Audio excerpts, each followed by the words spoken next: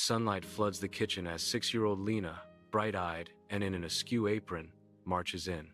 "I'm the little chef today," Lina declares, her small voice filled with determination as her mom watches.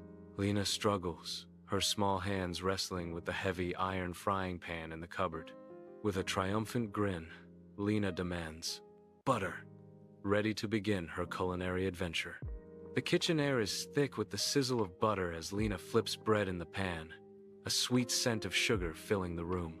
She generously sprinkles sugar over the toast, creating a sugary landscape on the golden surface. Lina takes a bite. Her expression transforms as she realizes her mistake. Cooking looks easy. Her face scrunches up in distaste. Salty. Mom enters, observing Lina's culinary experiment with amusement. Sweet toast with salt is interesting. Lina sighs, defeated but undeterred. Cooking is hard. In the kitchen, Lina conjures a cloud of flour, her hands moving with practiced grace. Chocolate chips join the mix, but the batter turns gray and lumpy, a bitter taste confirming the disaster.